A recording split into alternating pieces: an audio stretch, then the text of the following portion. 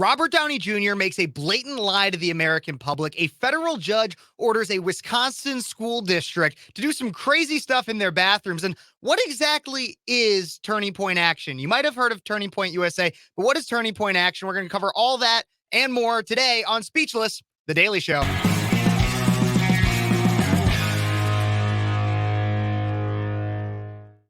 Hey, everybody. I am your host, Phares, and you're watching Speechless, The Daily Show. Thank you so much for tuning in. Please make sure you like, subscribe, and share this video. I do a lot of work here trying to make sure I bring you the best content, and I really would appreciate it if you would, again, push that subscribe button, hit that notification bell, and also leave me a comment. What do you think about the things I'm talking about here today and any day? Leave me a comment. I always try to read them, get back to them, and really take them into account when I make my content. So everybody, please like, subscribe, share, and comment. Okay, we got a lot to talk about here today. You might notice I'm wearing the same shirt as my daily show from yesterday, and this is because I am currently on my way to sunny West Palm Beach, Florida for Turning Point USA and Turning Point Action conferences, and I'm going to cover all about what those are and what I do with Turning Point USA. I'm even going to have a guest to explain a little bit more as well. But let's get into some of these stories first, starting off with Robert Downey Jr., who blatantly just lied to the American public. So Robert Downey Jr., the prolific actor who has been known to play Iron Man, as well as been in several Hollywood films for a lot of his life, is going to be coming out playing a certain part in the Oppenheimer film. Oppenheimer being a historical dramatization of the making of the atomic bomb. And so Robert Downey Jr., according to the Daily Wire, came out this last week and said the entire planet should be a matriarchy because, quote, men start wars. Robert Downey Jr., who recently said that he thinks the world should be a matriarchy, meaning it should be entirely ran by women. After filming the movie Oppenheimer, the 58-year-old actor made the comment during an interview with the Associated Press. The interviewer asked, "I was curious if you took away any commentary on patriarchy and war." Downey Jr. replied, "Men start wars and the entire planet should be a matriarchy. But I have never changed that position." I'm going to keep going, but I'd also like to quickly just point out that Robert Downey Jr. is not necessarily correct.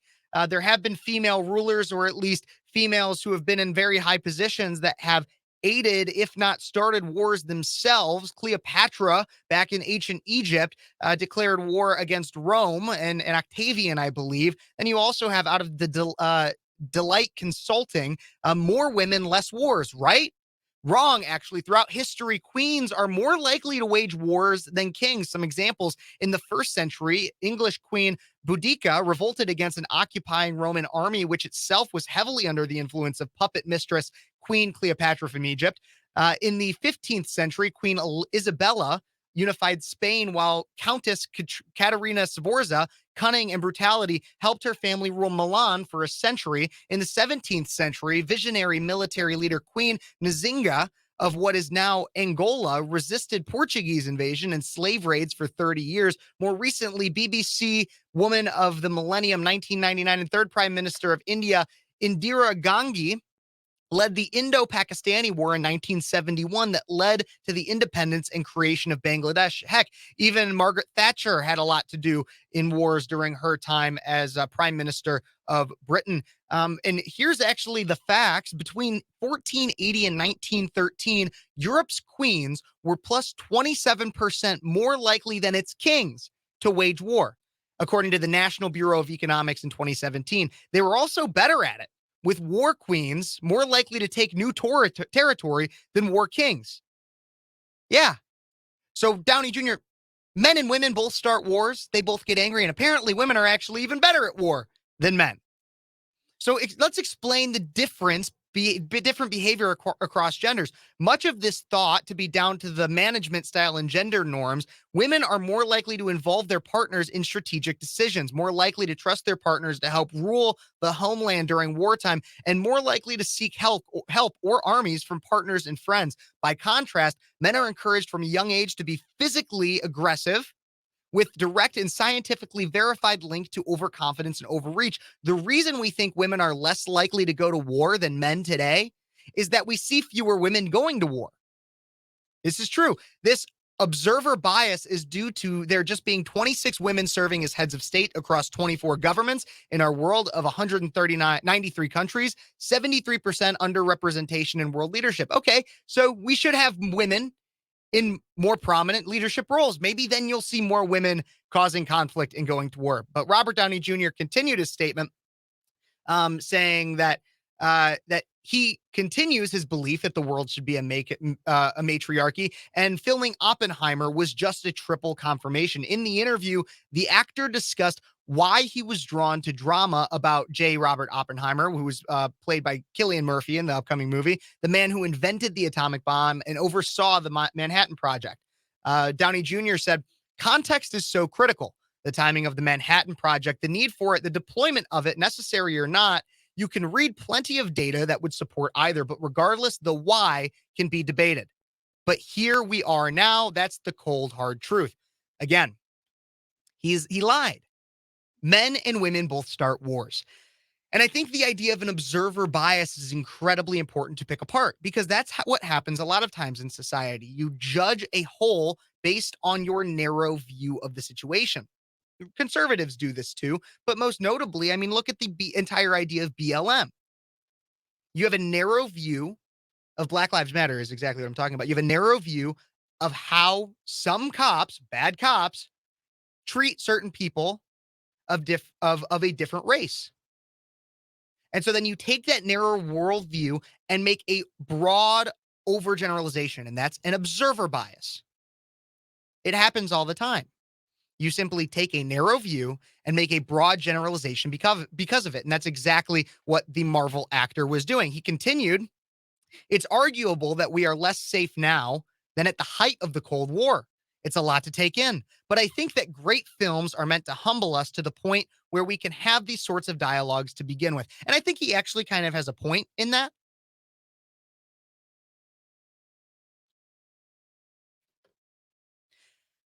I think he actually has kind of a point in that, in the fact that right now our technology is incredibly advanced, and we do have world leaders that have potentially their finger on buttons and are egging on potential World War III. An example out of this from last week, actually, Republicans blast Lindsey Graham, Senator Lindsey Graham, and his effort to pass a resolution urging Ukraine's admission into NATO. So Senator Lindsey Graham out of South Carolina is facing a rebuke from Republicans in the House and the Senate after he touted his effort to pass a bipartisan resolution pushing for Ukraine to be admitted into NATO amid its war with Russia. He discussed this effort in a tweet, and I'll bring it on screen here. Let's look at this. He said, I will be working with Republicans and Democrats in the Senate to pass a resolution urging the admission of Ukraine into NATO. The best way to prevent future wars and promote peace is to create security guarantees that makes aggressor nations think twice before starting wars. Ukrainian NATO membership is vital to the future security of Europe and the world. I believe there is an overwhelming majority of senators supporting this proposition. Well, some blasted him for supporting potentially World War III, like Sean Davis right here. He said, Lindsey Graham wants a nuclear World War III. This is utter madness. Now, why exactly would people say that this would cause World War III? Well, the reason being is that NATO has a significant numbers of countries in it. This is the most simple version, but NATO has a significant amount of countries in it. And then what would happen is that now Ukraine is currently at war with Russia, and it would drag every other NATO member country at war with Russia. And then all of Russia's allies, like our adversary China, would join that as well. And it would create World War III. And now with the technological advancement that we have and some crazies on the trigger on both sides too. President Biden, who doesn't even know where he is half the time, has his little red button. Then you have Zelensky, who is an actor, a legitimate actor. And then you have Putin, who's also a wacko. Who knows what could happen, especially with with what's going on right now. Rand Paul even despised and reacted to Lindsey Graham's call, saying, absolutely not. This is exactly wrong as usual and could very well lead us at war with Russia, something no one should want. And this is what's happening. So Robert Downey Jr. actually does have kind of a point, not with the whole misogyny crap and saying that women start more wars, anything like that. But he does have a point in the fact that we could be in more danger today. And it's because of people in Hollywood and people in our government on both sides of the aisle saying and continuing to try to get us into useless wars. And why do they do this? It's not because they care about actually protecting Ukraine or freedom and democracy. They'll sell it to you as that. But in reality, it's the military industrial complex, a topic that actually used to be talked about a lot by the left, but no longer do they want to talk about because they just listen to their propagators of propaganda saying that we need to support Ukraine. But the military industrial complex essentially pushes the assertion that you have companies like Lockheed Martin and other large armors of war. Basically, they produce firearms and high-tech equipment for war, weapons of mass destruction, genuinely, and they will be given a significant amount of your money, taxpayer money, to shove equipment to Ukraine. And this is already happening, everybody, by the way. All that money, those billions and billions of dollars we've been pushing to Ukraine, that's exactly what's going on. And so what happens is taxpayers fund the war in Ukraine. And then what happens is Lockheed Martin now has all of this money, your money, and they shove it back to politicians right in their pocket and right to their reelection campaigns. And so that is what Senator Lindsey Graham wants. He doesn't care about the potential ramifications of World War III and potential nuclear destruction of everywhere. And I know that's a little bit alarmism.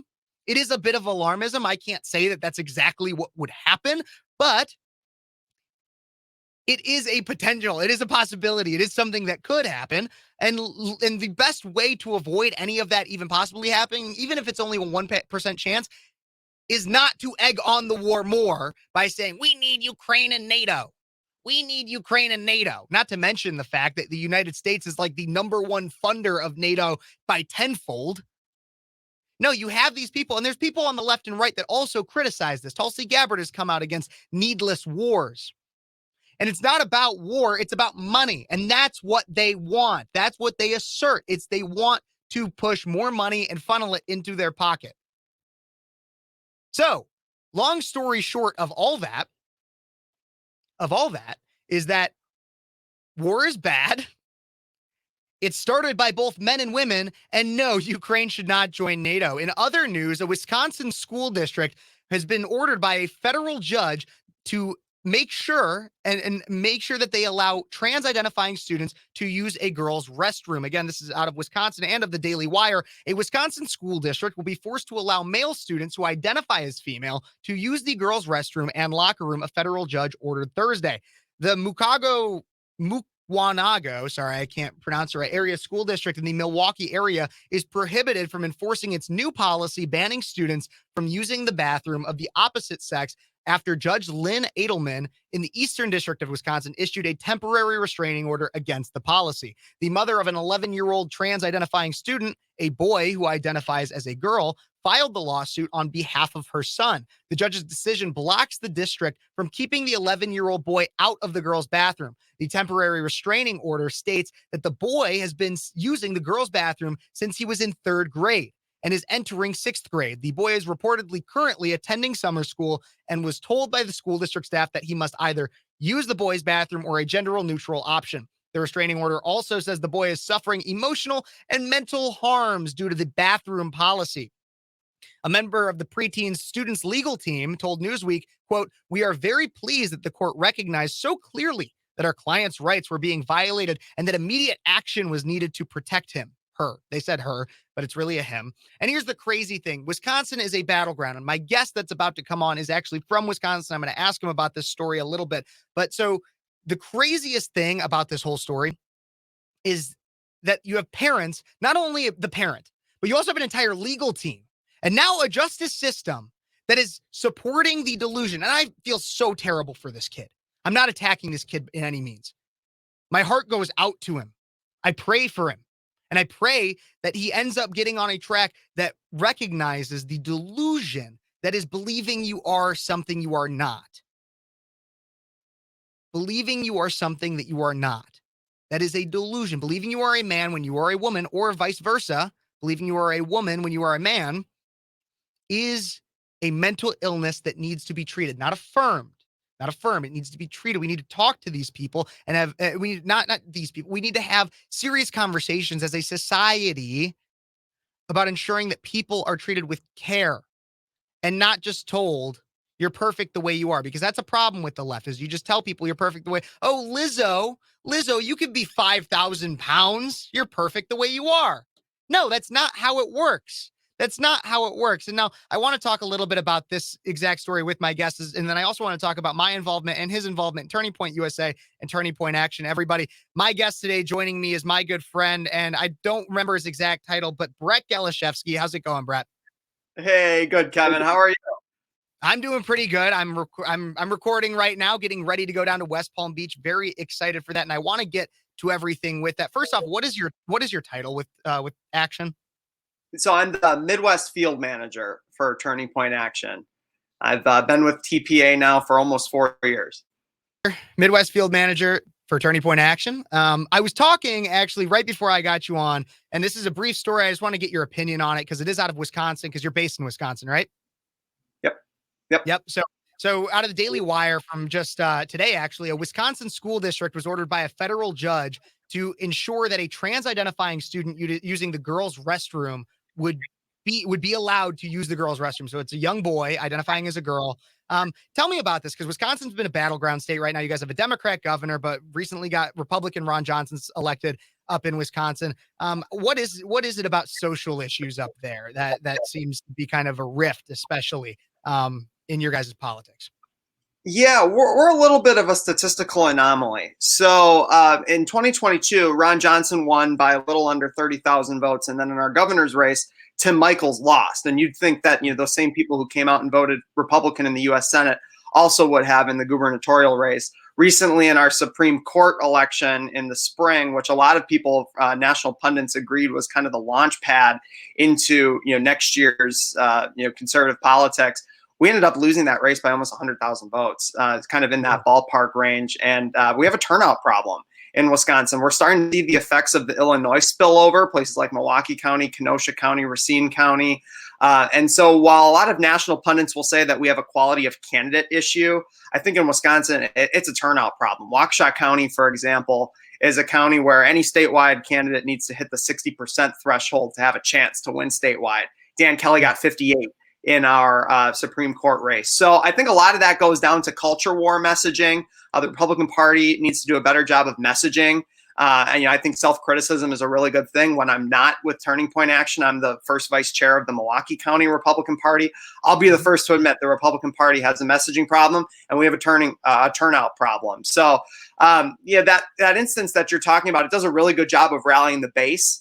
None of that will matter if we do not ballot chase this year. None of that will matter if we do not get every single ballot that we can to that ballot box. That's going to be the name of the game, and that's what Turning Point Action is really focusing on this year and beyond. And I'd love to talk more about that. That's one thing. So ballot chasing, for any of my listeners that don't really understand that term and recognize it, what do you mean by ballot chasing, and what is Turning Point Action doing to help with that? Ballot chasing is the process of getting every Republican and their mother out to vote. So it's the idea of, knock, knock, knock at the door. Hey, we noticed that you put in for an absentee ballot and you haven't turned it in yet. What's up? Relentlessly bothering people, until they get their votes in. We're developing the infrastructure, and we're really excited, which, this conference that we'll talk about here in a little bit will be our first major event, ActCon, coming up. We're going to publicize the Turning Point Action app, which is beyond innovative, if you ask me. It's next generation stuff. It's going to be a one-stop shop for our activists. They'll be able to get customized lists. They'll be able to really focus and hone in on the absentee ballot chase here in Wisconsin, which, again, those 1 or 2 points that we're looking to pick up in counties that we used to be able to rack the score up in, counties like Ozaukee County, Waukesha County, Washington County, Ozaukee County being a county Mitt Romney won by 30 points in 2012. Dan Kelly in our Supreme Court race won by 5 this time around. It's just the process of getting every single vote that we can, and really honing in on that turnout issue that we have here in Wisconsin. It's evident at this point. Absolutely. And I think it's great to start off with Wisconsin, especially and it's obviously going to be a battleground state, especially because the Republican Party will be hosting their national convention there in just about a year, right? Yeah, a year from like this week or something crazy like that. It's coming by quickly. And we're hosting the very first presidential debate next month here in Milwaukee. That's set for August 23rd at the Pfizer Forum, where the Bucks play. Amazing, amazing. That'll be really cool to hear all about that. I want to talk a little bit more too before, and the conference is a part of this, but Turning Point Action has been doing a lot of work. So Turning Point USA is known across the country and even across the world as the leading youth conservative organization and for activism, for conservative activism. And now they obviously have the political wing, their 501c4, which is Turning Point Action, their sister organization that has done an amazing job of not only engaging students, but also educating the voter populace. One thing being, and I want to know kind of how this came to fruition, but I want to make sure everybody knows about it too. You can check out tpaction.com backslash scorecard, in which it gives a detailed scorecard of pretty much everybody in Congress, of the 118th Congress that we currently have, and gives a scorecard as to just how conservative their voting record is. Republicans and Democrats alike, it will rank them out of 100% and let you know exactly how conservative your representative is. I'd like to talk about a little bit more about why Turning Point Action is doing this, because at that point, that's not just for students. That's not just for your college age, your high school age. That's something everybody could use. tpaction.com backslash scorecard. Tell me a little bit more about that. Yeah, so I mean, there's kind of two arms to being a really effective activist. It's one, it's helping conservative candidates get elected. But the second part, and arguably the more important of those two, is then holding those leaders accountable once you get them in.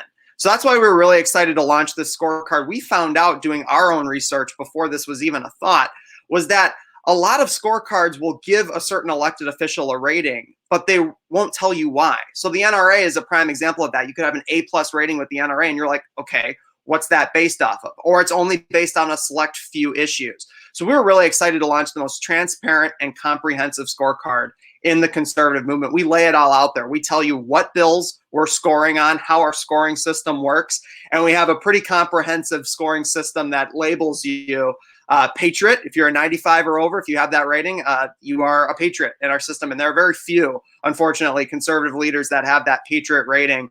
And then it goes down to losing patriotism, becoming tyrannical, and so on. And actually, one little twerk we did to it is the worst rating you have, the ugliest picture that we find, the uglier picture. God.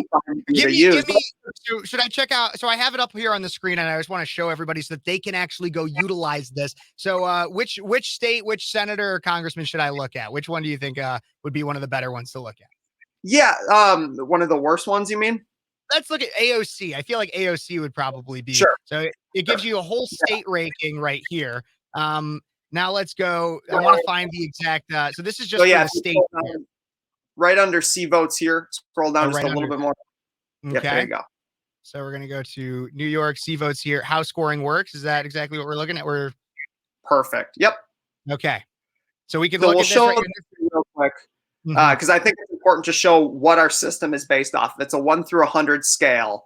Yep. And the idea here is we want to show you from a wide variety of issues, not just certain niche issues like the NRA or Heritage Action will oftentimes focus on.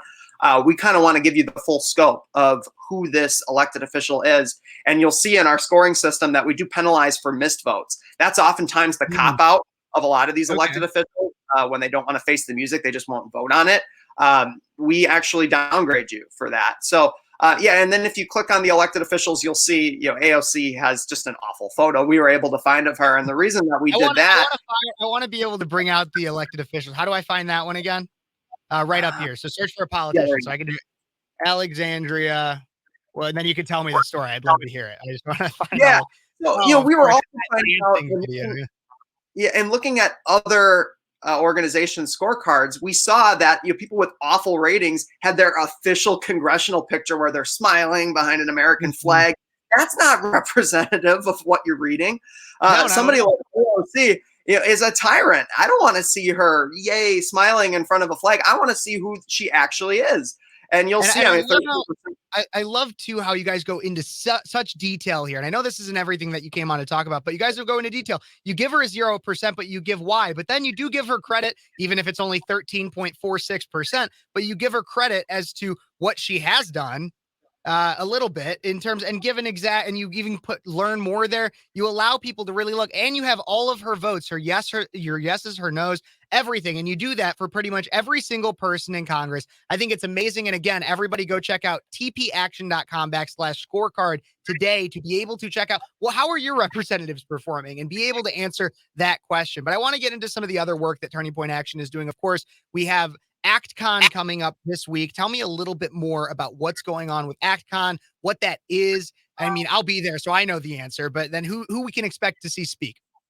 Yeah, ActCon, and I hope I'm not overselling this. In fact, I think I'm underselling this by saying this. It's going to be the most consequential conservative event of the next year. It's going to be a good launch pad leading into a lot of our country's festivities going on next year. We're about to be under the political microscope in a lot of key states, and we're going to be able to highlight that at this conference. There's a difference between those who say that they want to be involved and those who actually do something about it, right? We all know those people in life, those keyboard warriors, or even the ones who do show up, but they just want to show up for the conservative party atmosphere. We see those kind of folks at a lot of conferences. This is the conference of action steps. This is going to be a completely different. We have presidential candidates that are going to be speaking at this. We're going to have breakout sessions that are going to empower activists, give them the tools necessary to hit the ground running into 2024. Like I alluded to earlier, we're going to be publicizing our Turning Point Action app for the first time on a larger scale. And so I was delighted to find out that we're expecting about 6,000 attendees, stretching from all 50 states. I've been with TPA now for almost 4 years. I have not seen this level of excitement for an event put on by the Turning Point ecosystem ever in my time. So really excited to be down there back in West Palm Beach. Obviously, that's where President Trump is from. He's one of our speakers. In fact, I'd say he's the keynote speaker, the one that people are most excited to be seeing. But along with President Trump, Tucker Carlson will be speaking. Megyn Kelly will be speaking. We do have presidential candidates. Vivek Ramaswamy is speaking. So really. Is Asa Hutchinson also? Yep. What was that? Is Asa Hutchinson also speaking there? So we have tons of presidential candidates, and I think that's a great thing because that means they'll all essentially at some point be kind of having to share a stage, and it's almost kind of a lead up to the debate that you mentioned up in August. Obviously, we don't have every single one of the Republican candidates coming, or every candidate period. But it will be really cool to be able to see as many of those presidential candidates and hear them speak as to their plan for the future of America. I love that. What else can we be expecting? Final thoughts on what we can be expecting and what my viewers can take advantage of in terms of the resources Turning Point Action has to offer. Yeah, we're beginning to invest in a lot of key states nationwide. So you'd mentioned the scorecard earlier. Play around on tpaction.com. We have some really cool resources there where you can sign up with us to get involved in your neck of the woods. We could help you become a precinct committeeman, a precinct chair, get involved with the YRs.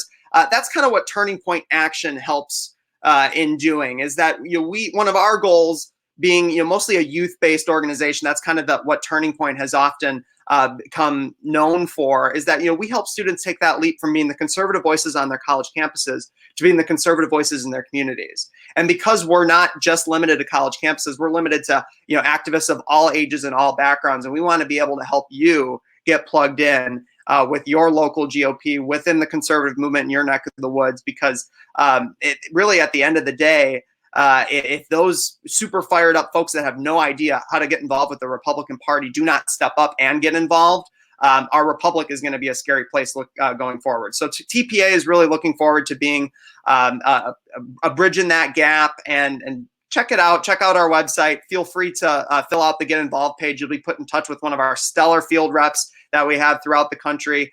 Key states like Wisconsin, Ohio, Florida, Iowa, Arizona, Georgia, those states that are going to hold the keys to the future of this country. We want to get you plugged in those states.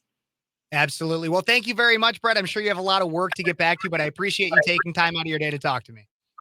Thanks, Kevin. Always a pleasure talking with you, man. So that was Brett Galashevsky of Turning Point Action. So Turning Point Action, again, is the political wing of Turning Point USA. I'm oftentimes asked the question, what is the difference? Why do they need two separate organizations? Well, Turning Point USA is an ideological-based organization that has no direct political affiliation. Turning Point USA is about being a conservative, recognizing what the conservative ideology is, period. A Democrat, while maybe it doesn't seem evident today, a Democrat could be conservative, a Republican could be conservative, a Libertarian could be conservative, and all of them would be welcome within Turning Point USA. However, they created Turning Point Action, the sister organization, which is classified as a 501c4 for the specific purpose of recognizing Republicans oftentimes host more of the conservative ideology, and thus they use their Turning Point Action to work more in the Republican sphere and in the more overtly political sphere, and being able to emit that change that we want to see in our political system. So everybody, if you would like to get involved with Turning Point Action or Turning Point USA, visit their websites, tpusa.com for Turning Point USA or tpaction.com today. And again, I also urge you to go check out the scorecard on tpaction.com/scorecard so that you can check out exactly how your representative performs in terms of their level of how conservative they actually are, because many lead on that they are a lot more conservative than they are. But everybody, I just want to thank you so much for watching, and please remember to like, subscribe, and share this video. Here's the thing. So I'm pre-recording this on Monday. It's airing Tuesday because I will be traveling down to West Palm Beach for Turning Point USA and Turning Point Action events. I will have a lot of fun content for you guys. I do not know how regular my daily shows will be this week, but I really thank you for liking, subscribe, sharing, and ring that notification bell so you don't miss a minute. I have a lot of content I'm prepared for, and I might have some pretty high-profile interviews in there too. Again, thank you so much for watching. Don't forget to like, subscribe, share, and check out one of these videos that's about to pop up on the side of the screen if it hasn't already. I'm Kevin Phares, and thank you so much for watching Speechless, The Daily Show.